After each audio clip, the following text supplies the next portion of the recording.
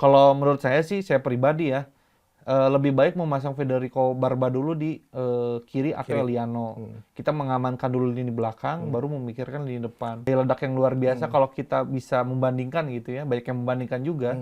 Itu seperti Cristiano Ronaldo waktu masih muda. Gaya Gitu. dribblingnya. Dribblingnya, kemudian juga cekatannya, kemudian juga tendangannya juga berani menusuk, berani melepaskan tembakan dari luar kotak penalti. Itu Persib misalkan lolos atau bisa melangkahi Ratchaburi sih, ini jadi dalam tanda kutip ya, jadi keuntungan sendiri buat Borneo, Persija dan Malut. Artinya Persib pasti kebagi dua nih, dia antara fokus di ACL atau di Super League gitu.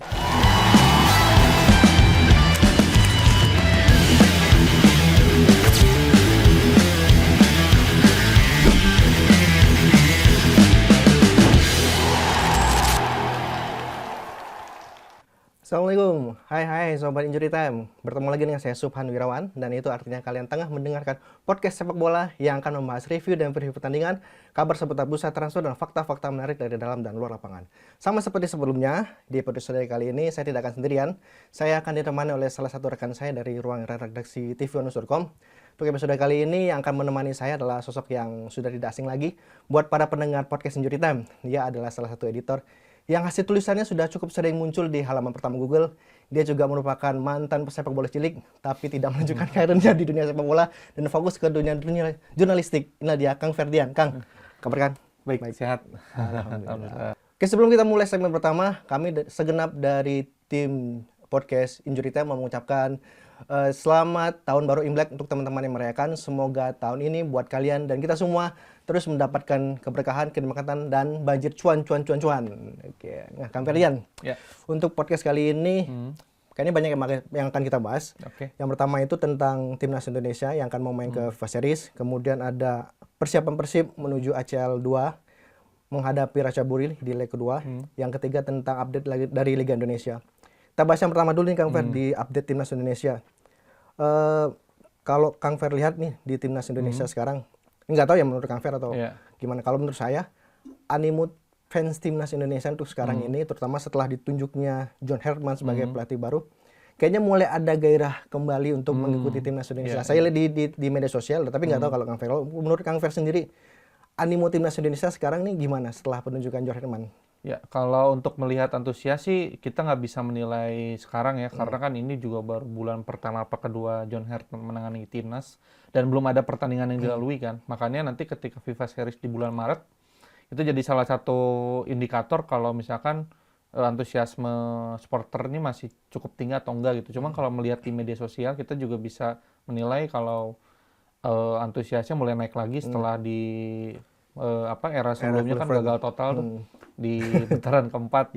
Makanya nanti pas FIFA Series ini jadi salah satu titik balik untuk timnas khususnya, apakah bisa semegah dan semeriah di era Sintayong atau belum gitu. Seperti itu. Kalau bahas tentang timnas, menarik juga bahas tentang calon pemain naturalisasi baru. Karena kan sebelumnya banyak sekali pemain keturunan yang dirumorkan bakal bergabung. Nah, sejauh ini kalau saya baca di media sosial itu ada dua pemain. Yang pertama itu di si Luke Vickery. Betul. Dia pemain dari Liga Australia. Tapi kalau nggak tahu kalau menurut Kang Fer, kalau menurut saya ya urgensi mendatangkan Luke Vickery itu sebenarnya memang dibutuhkan atau enggak sih buat timnas Indonesia sekarang, Kang? Kalau lihat posisi ya, kalau lihat posisi kan dia ada di winger kanan dan kiri kan. Dia juga bisa main gelandang serang, kemudian juga striker. Usianya juga kalau tidak salah masih 20 atau 21 gitu kan. Cukup muda ya? Cukup muda, dan musim ini dia salah satu penampil yang luar biasa di Liga Australia. Dia teratas ya?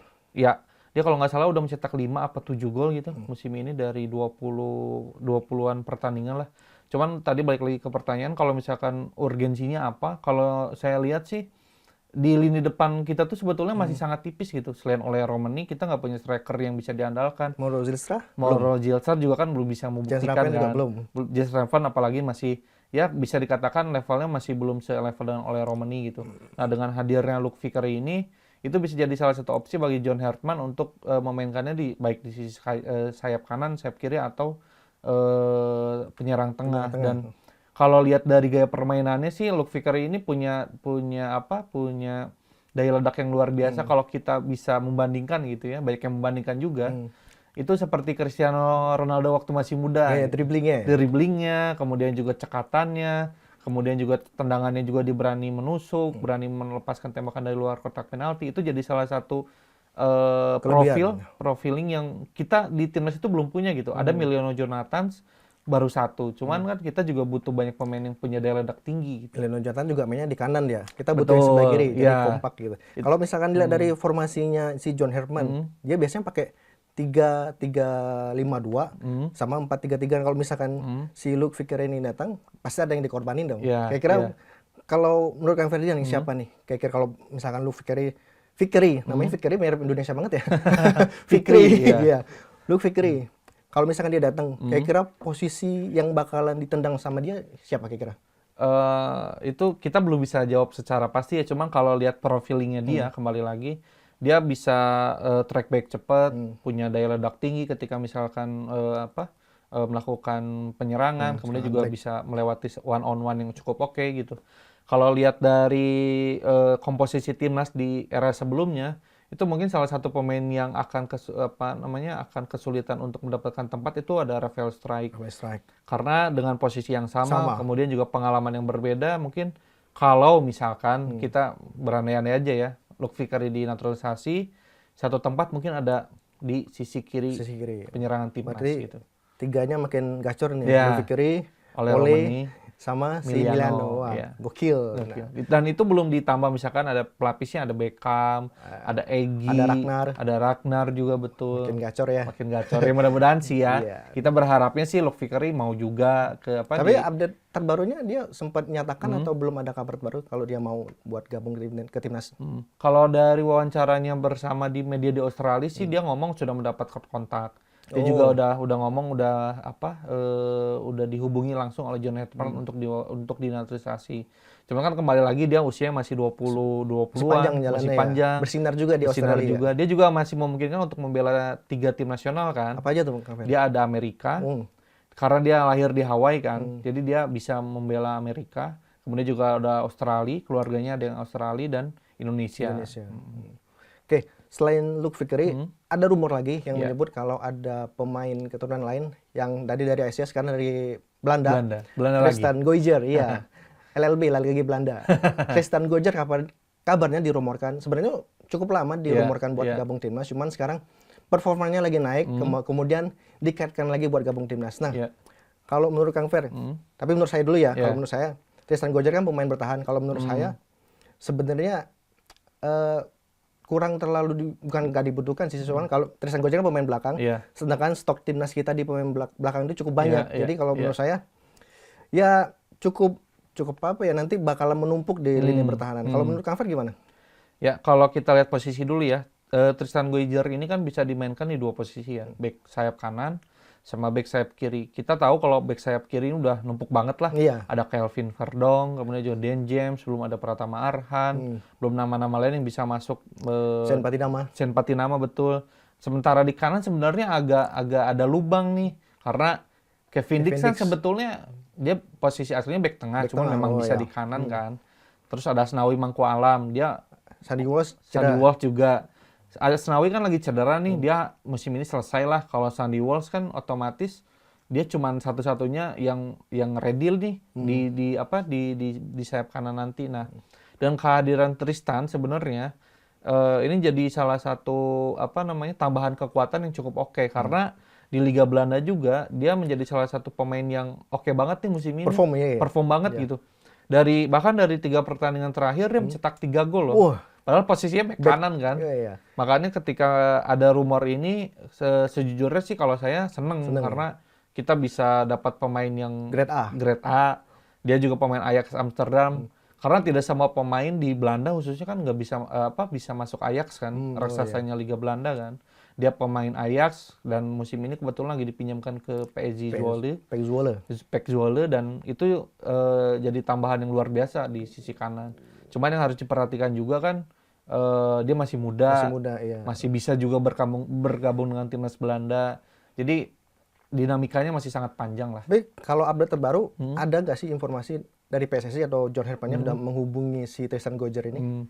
Kalau dari update yang saya dapatkan sih ya, itu sih PSSI memang sempat menghubungi. Sempat menghubungi. Cuman kan balik lagi Tristan kan masih muda, dia masih punya masih punya karir yang panjang, masih bisa berkesempatan bergabung dengan timnas Belanda. Mungkin dia masih berpikir-pikir lah, Masih bimbang juga masih ya? bimbang juga gitu. Tapi sebelum dia sempat mengutarakan mau bela timnas juga atau belum ada kabar sama sekali dari dianya? Setahu saya sih dia tahu, timnas Indonesia tahu dia mengikuti, cuman dia belum mengeluarkan statement kalau tertarik atau enggaknya belum ada sih. Oke, gitu.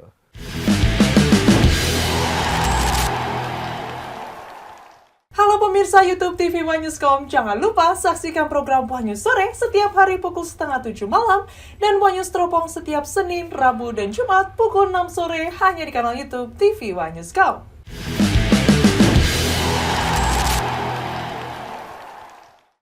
Nah, setelah membahas seputar timnas Indonesia, kita akan beralih ke segmen kedua, segmen yang sangat dinantikan oleh para pendengar setia. Sangkis makannya Kang Fer. Ya. Penggemar setia podcast Injury Time ya, ini tentang Persib Bandung, Kang Fer. Pekan yang cukup berat buat Persib Bandung di leg kedua ini. Melawan Acaburi di kandang Persib dan targetnya berat sekali ya Kang Fer untuk lolos ke fase selanjutnya di ACL 2. Harus menang 4-0. Nah, kira-kira menurut Kang Fer sendiri, sebenarnya ada nggak sih peluang Persib untuk bisa meraih keajaiban lolos ke fase berikutnya? Kalau dibilang peluangnya sangat berat, sangat berat, tapi bukan mustahil. Karena di leg pertama, seperti kita ketahui, amburadul lah. Persib permainannya gitu sampai kebobolan 3, nggak bisa mencetak gol, sebegitu banyak peluang. Cuman di leg kedua ini mungkin akan ada perubahan yang dilakukan oleh Bojan Hodak. Karena yang seperti tadi Bung Suban bilang kan, minimal 3 gol, 4 gol untuk lolos. Artinya Persib harus cepat dulu mencetak gol di menit-menit awal supaya untuk menekan mental dulu, kemudian juga mental lawannya atau Ratchaburinya turun. Minimal 1 babak itu 2 gol gitu di pertandingan ini. Karena kalau misalkan kayak pertandingan kemarin yang di leg pertama itu dia banyak peluang tapi nggak banyak yang cetak gol kan sulit juga gitu. Kalau untuk dari sisi skuadnya, kan kita leg pertama kehilangan Maklok, kehilangan Beckham Putra. Kalau di leg kedua nanti, Kang Fer ada update skuad dari Persib Bandung ini nggak? Bojan kemarin ngomong kalau misalkan pertandingan besok lawan Ratchaburi itu yang dipastikan absen itu Klok. Dia mengalami cedera hamstring kalau nggak salah itu. Itu udah dipastikan absen. Kemudian juga Beckham udah comeback, itu bisa main. Artinya akan ada tambahan pemain baru di lini depan yang di leg pertama ini kelihatan sangat kekurangan kreativitas gitu. Tumpul ya. Makanya ketika di leg pertama kesulitan nih untuk menciptakan gol, itu Beckham bisa jadi salah satu opsi yang menarik lah untuk menciptakan peluang dan mencetak gol gitu. Oke.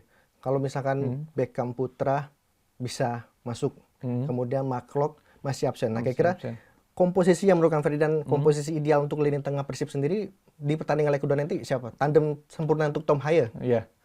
Sebetulnya di leg pertama kan kelihatan nih kita tuh maksudnya Persib tuh nggak punya pemain di nomor 6 kan. Jadi ada serangan dari Ratchaburi ini filternya nggak ada. Filternya nggak ada.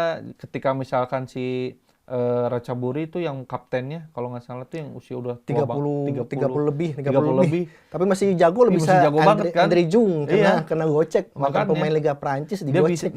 Dia bisa membagikan bola dengan enak gitu. Dia bisa ngasih umpan ke depan, ngasih tendangan-tendangan yang oke. Nah itu kelihatan banget tuh kesulitan. Makanya menurut saya sih Tom Haye memang harus didampingi oleh nomor 6 ya. Yang tipikalnya tuh keras. Dia ball winner. Pemutus serangan. Mungkin salah satu opsi yang bisa dipakai itu Deddy Kusnandar dimasukkan kembali. Dia khusus untuk menjaga engine room-nya Persib supaya nggak diganggu sama pemain lawan gitu. Jadi Tom Haye itu bisa mengkreasikan peluang, mengkreasikan bola supaya bisa mencetak gol. Karena ketika di leg 2 nanti lawan Ratchaburi di GBLA ini lini tengahnya bolong lagi, ini bisa jadi warning banget nih. Karena kalau mengandalkan trio yang kemarin ya Adam Alis, Luciano Guacocea dan Tom Haye, ini bisa jadi jebol lagi nih gitu. Makanya kalau menurut saya sih Deddy Kusnandar harus dipasang di situ. Deddy Kusnandar diharapkan menjadi salah satu titik vital buat Persib. Selain Deddy Kusnandar nih, kalau menurut Kang Ferdinand sih salah satu pemain yang Kang Ferdinand harapkan tampil sejak menit pertama di leg kedua nanti. Saya dulu deh. Kalau saya itu kan saya melihat di leg pertama itu sisi kiri pertahanannya sangat rapuh ya. Kalau menurut saya satu pemain yang saya harapkan bisa tampil sejak menit awal itu Layvin Kurzawa. Sebenarnya karena kalau soalnya nggak ada opsi lagi di sebelah kiri kan. Kalau misalnya kita lihat Layvin Kurzawa selama 10 menit debutnya, dia tuh walaupun cederanya cukup panjang, absen cukup lama, tapi setelah 10 menit di lapangan kemarin, dia masih oke kok sebenarnya. Punya crossing yang bagus, footstep-nya masih bagus. Jadi kalau menurut saya satu pemain yang ingin banget tampil sejak menit awal tuh Layvin Kurzawa. Nah, kalau Kang Ferdian sendiri siapa pemain yang diharapkan tampil sejak menit awal lawan Ratchaburi nanti? Ini tergantung pendekatannya dari Bojan Hodak ya. Kalau misalkan Bojan Hodak memang pengen langsung melakukan penyerangan, Kurzawa bisa menjadi salah satu opsi. Karena kalau kemarin kita lihat nih di leg pertama, dia hampir tuh menciptakan assist di akhir-akhir laga tuh. Cuman yang karena Sergio Castel itu kan. Miskomunikasi. Dia umpannya memang bagus banget lah. Kelas Eropa gitu ya. SSB-nya juga kan SSB Perancis kan. Nah, kalau misalkan pengen lihat Persib dengan melakukan permainan menyerang, Kurzawa bisa menjadi opsi.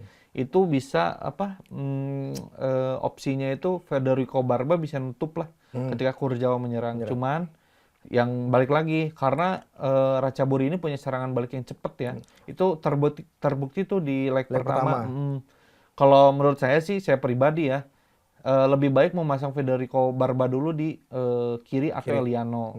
Kita mengamankan dulu lini belakang, baru memikirkan lini depan. Soalnya juga kan leg kedua nanti Ratchaburi sudah unggul 3-0. Dia nggak mungkin main agresif kan. Pasti full defensif. Nah, ini yang jadi masalah buat Persib, bagaimana mereka membongkar pertahanan dari Ratchaburi. Nah, itu juga tadi kalau misalkan kita Persib melakukan penyerangan, yang jadi masalah itu kan serangan baliknya tuh. Serangan baliknya berbahaya banget. Pemain depan mereka juga cepat ya. Karena Kurzawa kemarin kalau dilihat ya di pertandingan leg pertama itu masih agak kelihatan nih. Masih kayak kakunya gitu ya. Match fitness-nya ini belum oke banget lah. Cuman memang kalau misalkan butuh pemain yang menyerang banget lah, Kurzawa ini menjadi salah satu opsi yang harus dipasang sih sejak menit awal. Oke. Kita sepakat Kurzawa kalau Persib mau menyerang wajib dimainin. Wajib dimainkan. Kalau misalkan kita mau melakukan prediksi deh, kira-kira Persib menang apa enggak? Kalau saya sih ya prediksinya menang mungkin bisa 1-0 atau 2-1, cuman kalau untuk lolos agak berat. Nah, kalau Kang Ferdian sendiri prediksinya gimana nih?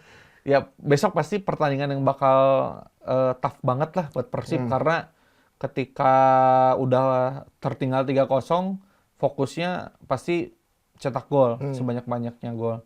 Terus juga melihat komposisi pemain sebetulnya nggak kalah-kalah banget. Persib tuh levelnya udah level yang sama dengan Ratchaburi. Bahkan kalau dikatakan ini bisa lebih tinggi gitu ya. Cuman kan yang jadi masalah tuh mental. Karena ketika sudah tertinggal 3-0 nih pasti buru-buru mainnya. Kadang-kadang bola yang harusnya diumpan malah di shooting karena pengen cetak gol kan. Nah, itu jadi yang bisa jadi salah satu masalah di pertandingan nanti gitu. Nah, yang harus diperhatikan juga kalau Persib ini kadang-kadang dia banyak peluang, bisa menciptakan 10 peluang tapi mencetak cuma 1-2 gol. Mandul ya kan. Lini depannya betul-betul banyak dikritik lah. Banyak disesalkan, banyak striker tapi kok nggak bisa mencetak gol. Ini antara strikernya yang nggak bisa nyetak gol atau kiper yang bagus ini, Kang?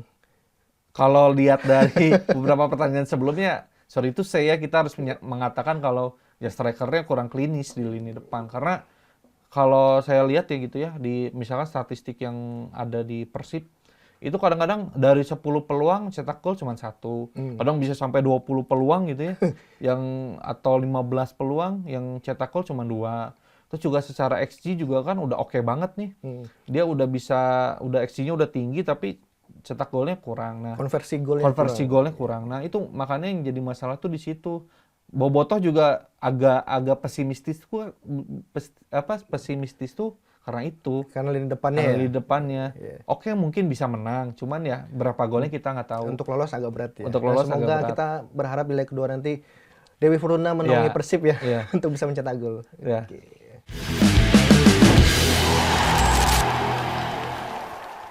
Halo pemirsa YouTube TV One Newscom, jangan lupa saksikan program One News Sore setiap hari pukul 6:30 malam dan One News Teropong setiap Senin, Rabu, dan Jumat pukul 6 sore hanya di kanal YouTube TV One Newscom.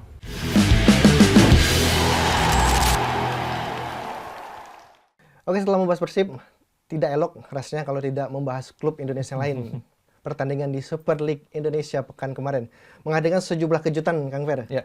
Ada Persija yang berhasil mengalahkan Bali Bali United dan juga Persebaya. secara mengejutkan Persebaya kalah Ya. dengan Bayangkara. Nah, menurut Kang Fer, dengan dua hasil pertandingan ini, kira-kira persaingan klasmen Super League musim ini bagaimana, Kang Fer? Ya, kalau lihat dari hasil Persija ya khususnya menang lawan Bali United sebetulnya nggak mengejutkan sih kalau buat saya ya. Karena Bali United memang performnya lagi underperform banget di putaran kedua gitu. Sementara Persija walaupun sebelumnya kalah dari Arema tapi secara permainan sih masih oke banget gitu.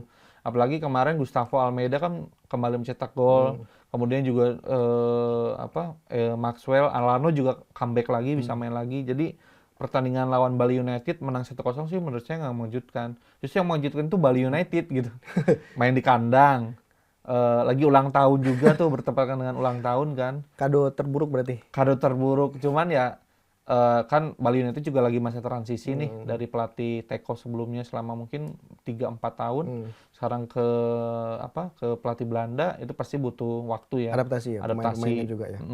Makanya ketika melawan Persija kemarin kalah ya, Bali United akan kesulitan nih akan di sisa Super League ini. Nah, yang mengejutkan lagi Persebaya. Padahal sebelumnya on fire ya. On fire banget. Sama Bernardo Tavares. Iya, 13 pertandingan nggak pernah kalah. Unbeaten. Dia jadi unbeaten terlama di musim ini, bahkan mengalahkan Borneo FC ya. Sempat jadi pesaing juara juga ya. Tapi kalau setelah kalah lawan Bayangkara ini gimana? Peta persaingan Persebaya menuju juara gimana? Kalau lihat dari klasmen ya, kita buka klasmen dulu nih. Persib di posisi pertama 47, kemudian juga ada Borneo 46, Persija yang baru menang kemarin 44, dan Maluku United menang juga kemarin 40, dan di peringkat kelima ada Persebaya 35. Kalau lihat dari klasmen, ini sudah mengerucut sebetulnya ada di peringkat 1 sama 4, itu ada Persib, Borneo, Persija, dan Malut. Selisih poinnya tipis. Kalau untuk Persebaya mungkin agak sulit ya untuk ada di title contender. Cuman peluang itu tetap ada karena masih ada banyak pertandingan yang bisa dilalui ya. Cuman kalau untuk 4 besarnya ini kemungkinan besar prediksi saya sih bakal jadi pesaing juara nih buat Persib gitu. Selain Persib ada Persija, Borneo dan Malut United. Oke. Nah, berarti kalau misalkan ini bukan berarti mendoakan ya. Ya. Andai kata Persib tersingkir dari ACL, berarti bisa lebih ngegas lagi dong di Super League. Kalau lihat dari kondisi sekarang sih kemungkinan iya. Jadi Persib ini kan fokusnya masih dibagi dua nih antara ACL Liga Super dan Super League. Makanya ketika ya mudah-mudahan sih enggak ya. Mudah-mudahan sih enggak, Persib bisa terus melaju di ACL. Karena kalau misalkan menang nanti kan yang terdongkrak kan sebenarnya klasmen di Super League kita juga ya di level Asia. Artinya kan kita bisa dapat kesempatan untuk mengirimkan lebih banyak slot tim kan. Ya. Ketika Persib misalkan lolos atau bisa melangkahi Ratchaburi sih ini jadi dalam tanda kutip ya. Jadi keuntungan sendiri buat Borneo, Persija, dan Malut. Artinya Persib pasti kebagi dua nih. Dia antara fokus di ACL atau di Super League gitu. Karena kalau lihat klasmen di Super League kan ketat banget gitu ya. Kayak Persib Borneo peringkat 1 kedua gitu. Persib 47, Borneo 46, cuma beda 1 poin. Sama Persija 44, beda 3 poin. Jumlah match-nya sama? Atau Persib masih ada 1 pertandingan lagi? Persib dan Borneo 1 match lagi. Jadi walaupun ya secara hitung-hitungan ini masih memungkinkan banget untuk saling kejar-mengejar. Sebelum tutup, kami segenap tim podcast Injury Time mengucapkan minal aizin wal faizin karena pekan ini yang ya sudah mau memasuki bulan suci Ramadan. Kami mohon maaf lahir batin kalau ada kesilapan selama podcast kami. Saya berharap kalian semua bisa menjalankan ibadah puasa dengan khusyuk. Amin. Dan terus saksikan channel tivanus.com mendapatkan update seputar sepak bola dalam dan luar negeri. Akhir kata, saya Subhan Yurawan. Assalamualaikum warahmatullahi wabarakatuh. Bye.